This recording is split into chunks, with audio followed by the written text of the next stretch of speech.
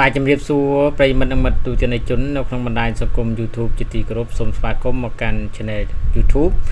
ដែលមានឈ្មោះថាខ្មែរ History បាទថ្ងៃនេះគឺខ្ញុំនឹងអាប់ដេតតទៅនឹងព័ត៌មានការគ្រោះរញ្ជួយដីបាទនៅឯទីក្រុងបាងកកបាទប្រទេសថៃបាទគឺកណ្ដាលទីក្រុងបាងកកតែម្ដងបាទហើយឥឡូវនេះគឺគិតត្រឹមម៉ោង 5 ល្ងាចនេះបាទករណីរញ្ជួយដីនៅថៃគឺមានអ្នករងរបួសបាទ50នាក់ស្លាប់3នាក់បាទមិនទាន់បានបញ្ជាក់ពីសញ្ជាតិនៅឡើយទេហើយក៏មិនទាន់មានព័ត៌មានអំពីការរងគ្រោះរបស់បាទពលករខ្មែរនោះទេបាទនេះគឺជាព័ត៌មានបឋមប៉ុណ្ណោះទេបាទគិតត្រឹមម៉ោង 5 នេះ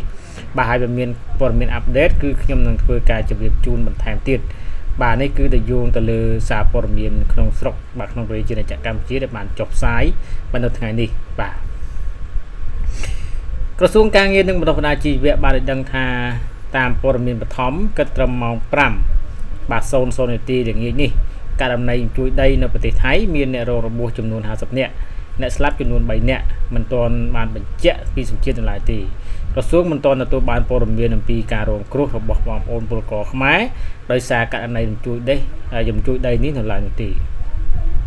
ក្រសួងការងារបាននឹងកំពុងយកចិត្តទុកដាក់តាមដានស្ថានភាពវិវត្តនៃគ្រោះរញ្ជួយដីនេះដោយសហការជាមួយនឹងអាជ្ញាធរថៃស្ថានឯកអគ្គ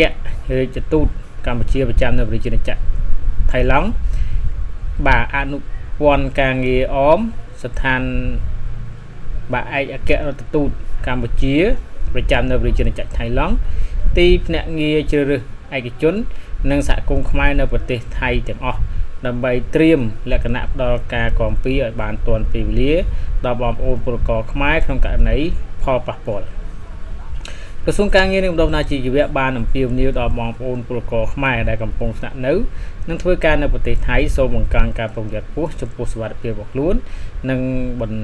តយកចិត្តទុកដាក់តាមដានស្ថានភាពព្រមទាំងអនុវត្តតាមការណែនាំរបស់អាជ្ញាធរថៃនិងនាយកជកបាទក្នុងករណីទទួលរងផលប៉ះពាល់ឬទទួលបានព័ត៌មានអំពីបងប្អូនពលករខ្មែរដែលរងផលប៉ះពាល់សូមទំនាក់ទំនងស្ថានបាទ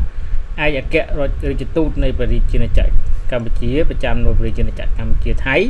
ឬអនុពន្ធការងារអមស្ថាន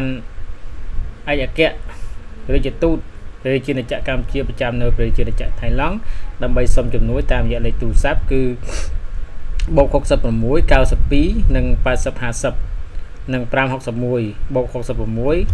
94 092 5904បាននឹង+66 94 416និង555និង18បាទហើយលេខទូរស័ព្ទនេះគឺខ្ញុំនឹងដាក់នៅក្នុង description ផងដែរបាទប្រិយមិត្តនិងមិត្តទូទាំងជនជាទីគោរពនិងជាទីរាប់អានបាទនេះគឺជាព័ត៌មានបាទតកតងទៅនឹងការរញ្ជួយដីបាទនៅប្រទេសថៃបាទអញ្ចឹងព័ត៌មាននេះខ្លីៗទេជូនទៅដល់ពុកម៉ែបងប្អូនក៏ដូចជាប្រិយមិត្តទូទាំងជនបាទ